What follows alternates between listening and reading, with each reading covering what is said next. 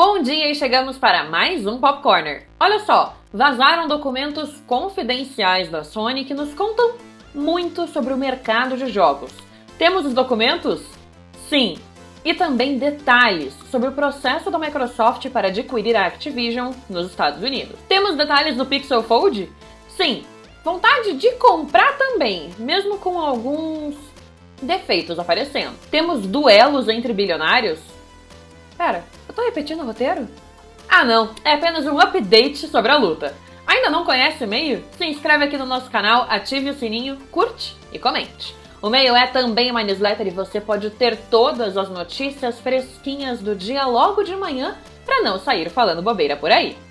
Eu sou Bruno Bufara e faça-me o favor, vai, pegue a sua pipoquinha e bem-vindo ao Pop Corner.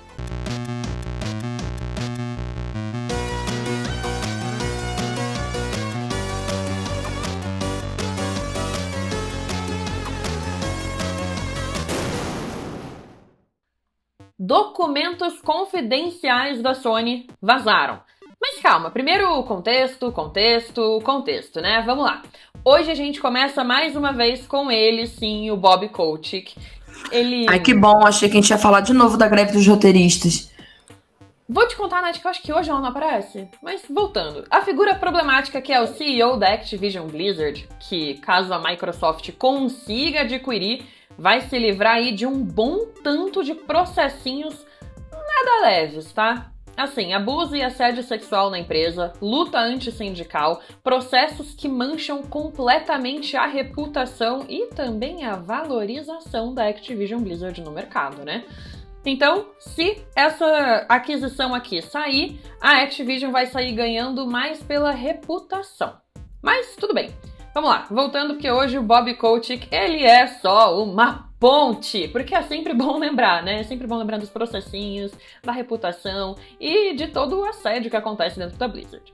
Voltando, o acordo de compra está sendo contestado em quase todas as instâncias possíveis, em quase todos os países possíveis. Sim. No caso, na União Europeia, que não é um país, mas enfim, está sendo contestado dentro da União Europeia, no Reino Unido, na Arábia Saudita, nos Estados Unidos, no Brasil, no Japão, enfim, no mapa mundi quase que todinho, onde tem uma agência controladora, eles estão tendo que se defender. Mas vamos lá, porque a União Europeia aceitou a compra, o Japão aceitou a compra, o Brasil aceitou a compra, a Arábia Saudita também. Mas o Reino Unido e os Estados Unidos têm processos menos amigáveis para o lado da Microsoft. E isso vem muito pela Sony, tá? Porque a Sony tá batalhando bastante contra o acordo, porque, claro, mais uma aquisição bilionária da Microsoft deixa a Sony com uma concorrência desleal. Ou, ao menos, é isso que a Sony fica aí falando por causa do PlayStation, tá? A determinação do Reino Unido também, que considera a compra uma formação de monopólio de jogos, negou a compra. Então a gente tem aí países que estão pendendo para aceitação e países que negaram a compra. Agora, nos Estados Unidos, no processo da Comissão Federal do Comércio versus a Microsoft, a Sony argumenta que teria suas vendas prejudicadas caso a aquisição siga em frente. Isso porque a Sony acredita que a Microsoft tornaria Call of Duty um jogo exclusivo do Xbox. Ou até que sabotaria versões para o PlayStation. Pois é, então o que tudo isso desenrolou? Para a Sony mostrar esse argumento, eles protocolaram um documento na justiça com várias censuras. PPP, desenvolvemos Horizon, PPP, desenvolvemos ao longo de X anos censurados, PPP, ao longo de censura meses, e PPP, tá tudo isso aqui censurado, não é mesmo? Enfim. Protocolaram e colocaram isso tudo. No texto também tinha que mais de censurado usuários jogavam Call of Duty e que isso representava 67% dos usuários do PlayStation. Pois é, então aparentemente Call of Duty, se fosse e se tornasse um jogo exclusivo do Xbox, faria um mal gigantesco para os negócios da Sony. Mas vamos lá, tá? Olha, esses documentos podem ou podiam ser acessados via consultoria pública, porque o processo da aquisição é um processo público. Inclusive, estava tendo as sessões publicadas por Zoom, e nesse Zoom só podia entrar 1.000 pessoas por sessão, porque, né, é um processo jurídico, tem que ser controlado. Tinha gente que estava acessando o Zoom e fazendo uma live e publicando essa live para outras pessoas.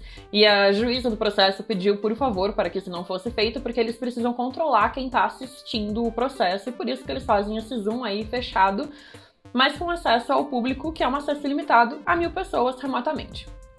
Mas enfim, voltando aos documentos que são públicos.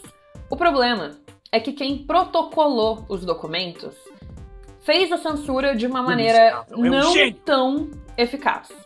Porque ao escanear o documento e mexer um pouco ali no contraste, dar aquela famosa editada na imagem, putz, dá pra ler tudinho. Sério. Sim, isso fez até com que a Sony corresse para os tribunais e pedisse para a FTC retirar esses documentos do ar. Porque aqui a gente tem segredos de mercado. A gente tem aqui números que não fazem bem para a Sony, que se tornem públicos. Mas assim, alguns números ficam confusos, tá? Então a gente fala que dá para ler porque você consegue ter uma noção do que está escrito aqui, do que está sendo dito. Mas a gente não consegue dizer com certeza 100% dos números porque fica confuso. Mas dá para ter uma ótima ideia do que está no documento. Então o que a gente pode ver? Aqui nesse primeiro a gente pode ver que aparentemente Horizon Forbidden West custou 212 milhões de dólares ao longo de 5 anos de desenvolvimento, com mais de 300 funcionários dedicados ao projeto. Isso é segredo de mercado de um jogo AAA. Podemos ver também que Last of Us Part 2 levou 220 milhões de dólares e com cerca de 200 funcionários no pico do seu desenvolvimento. Então também a gente pode ver que isso aqui é tudo segredo de mercado que a Sony deixou escapar, ou que a FTC deixou escapar, né? Seja quem protocolou esse documento. E aqui na parte do Call of Duty que a gente chega no pior que poderia ser publicado pela Sony. Porque a gente pode ver que parece que 1 milhão de usuários só jogam COD no PlayStation. Isso nos Estados Unidos.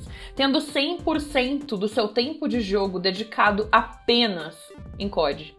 E assim, isso que é falta de aproveitamento, né? Porque você compra ali um console de 500 dólares pra jogar um jogo de 99 dólares, né? É preguiçoso, mas tudo bem. A galera é viciada em COD. COD é um titã da indústria. Mas enfim, vamos ficar aqui, né, nesse documento vazado. Aparentemente, o COD é responsável por uma receita bilionária de 2 dígitos para a Sony. Não dá para ler se é 13,9 ou 15,9 bilhões de dólares, incluindo as microtransações, né? Então, incluindo assinatura, passe, acessório. Então, continua na casa do bilhão, né? Ainda é muito dinheiro.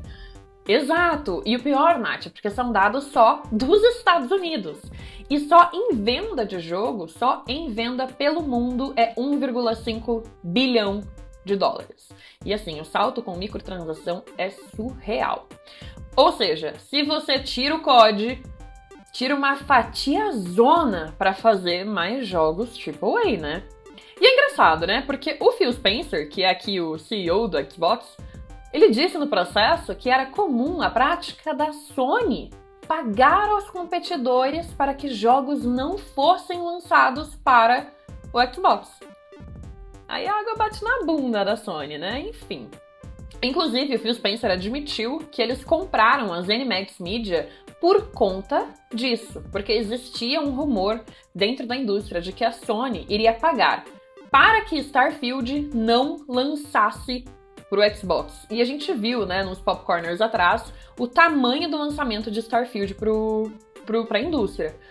Então, a Microsoft pagou 7,5 bilhões para ZeniMax Media, que é a empresa-mãe da Bethesda, né? Com os incríveis Elder Scrolls, Fallout e, logo menos, Starfield, que lança aí em setembro. Eu vou estar de férias, então eu vou torar Starfield, porque se é o que parece ser, é bem bom. Mas voltando, Starfield será exclusivo de Xbox e PC. Então agora, quem tá de fora é a Sony. E assim, isso não deixou os executivos da Bethesda felizes. Justamente porque o rumor é que pós a aquisição, o Call of Duty siga sendo multiplataforma. Mas Elder Scrolls e Starfield, que são da Bethesda, não.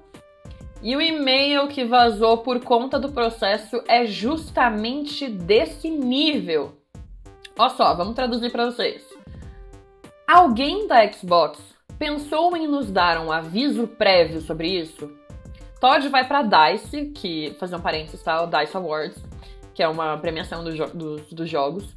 Todd vai para DICE daqui a algumas semanas. Você não acha que algum jornalista poderia encontrá-lo e pressioná-lo sobre o motivo pelo qual o que está abaixo é aceitável para COD ou qualquer jogo da Blizzard, mas não para Elder Scrolls 6 ou Starfield, ou em toda futura entrevista que ele fizer? Assinado Peter Hines, Global Marketing and Communications da Bethesda.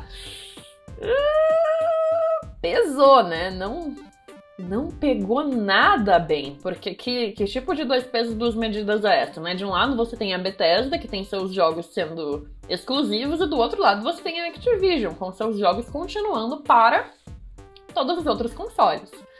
Mas enfim, voltando aos documentos mal censurados da Sony, né? O documento também revela outro dado muitíssimo interessante, de que metade dos donos de um PS5 tem um Switch, e só 20% tem um Xbox Series S ou X. Eu mesma tô inclusa nessa primeira metade aí. Pois eu também, Nath, pois eu também. E isso alimenta o argumento da Sony de que o Switch não é necessariamente um competidor no mercado.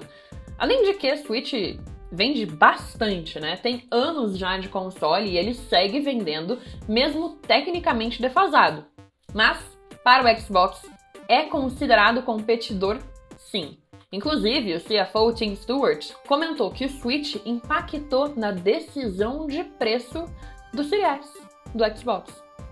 Bom, finalizando aqui, o que temos no processo até agora é que a FTC argumenta que todos os jogos exclusivos são ruins para a competição.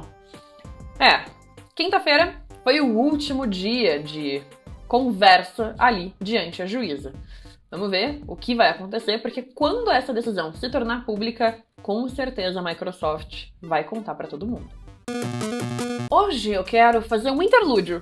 Lembram da briga entre o Zuck e o Musk? Ai, pois é, né? Foi aí, pano pra manga. Parece que o Musk chamou a mãe pra tirar do ringue. Sim, quem jogou um balde d'água nessa briga e disse que nada iria acontecer foi Mamãe Musk.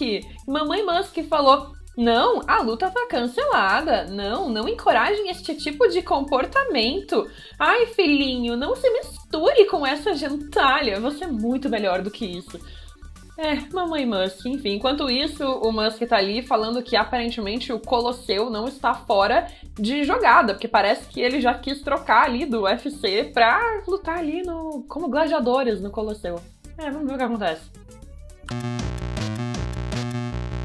O Pixel Fold lançou na terça dessa semana.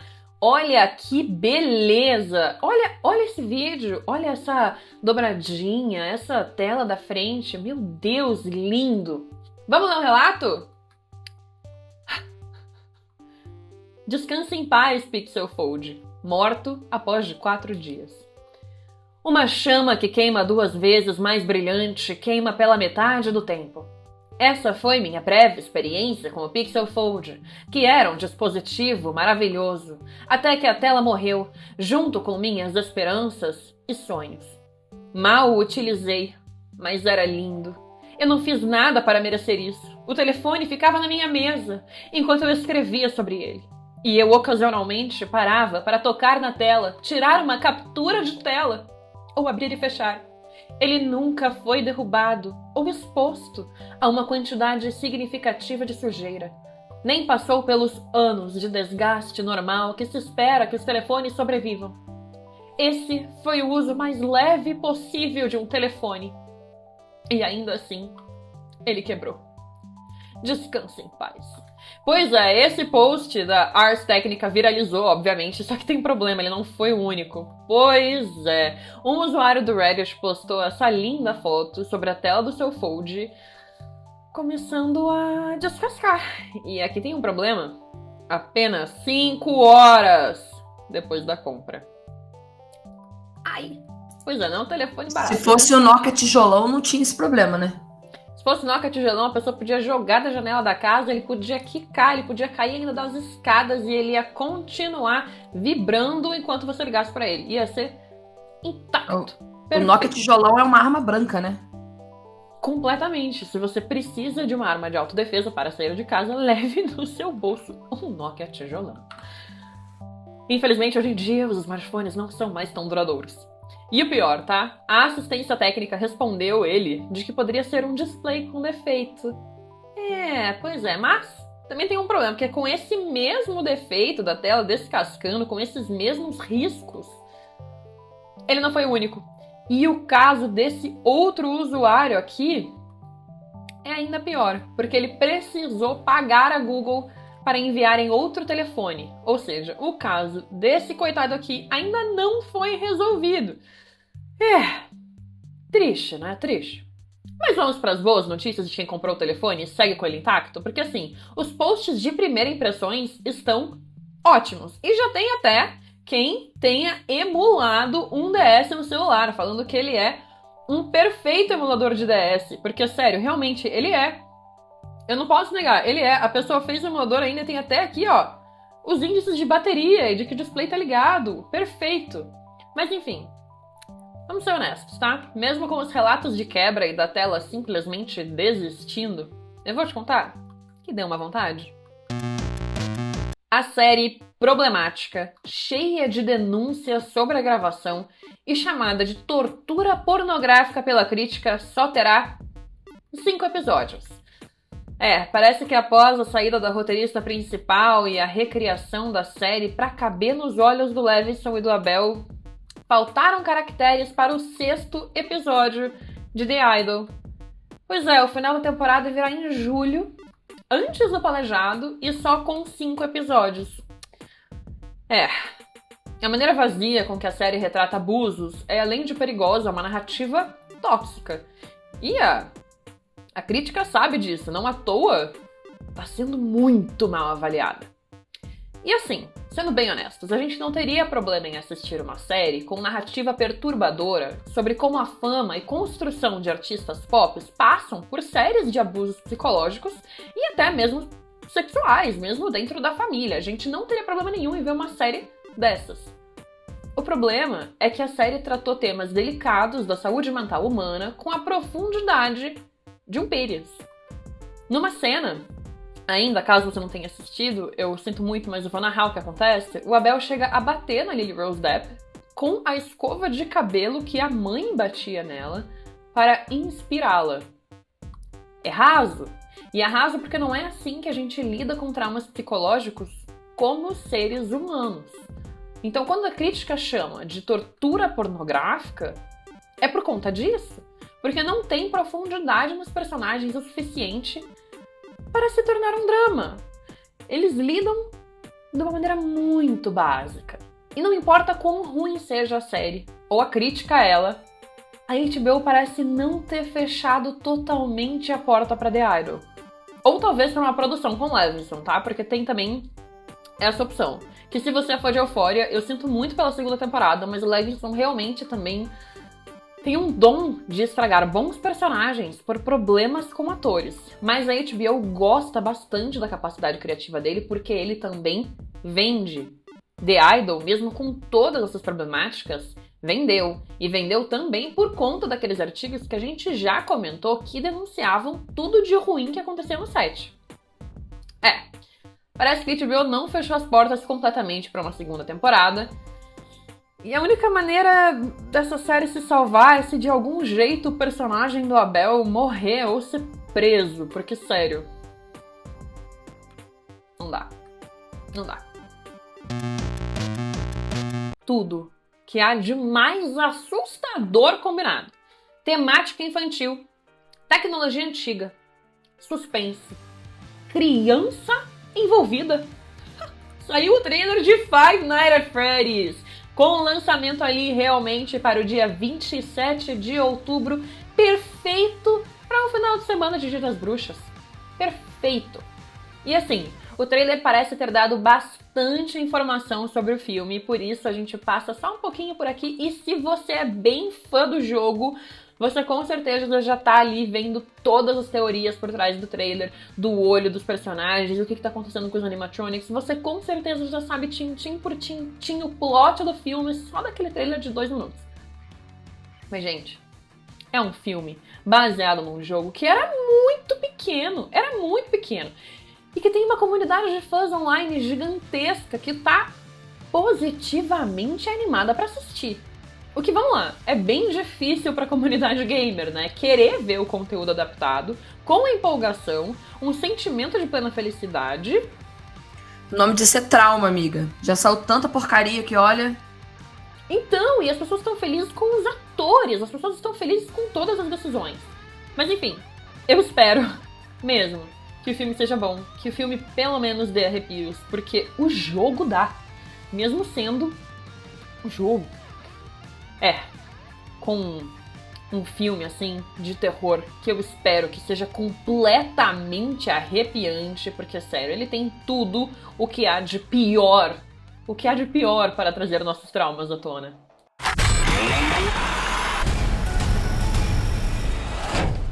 Where to? Why do I always get the weirdos? Mas é aqui que a gente chega ao fim de mais um Popcorner. E mais uma vez eu agradeço a audiência de vocês nesse domingão e eu espero vocês semana que vem, às 11h15, com muita pipoquinha. Espero vocês lá. Até lá!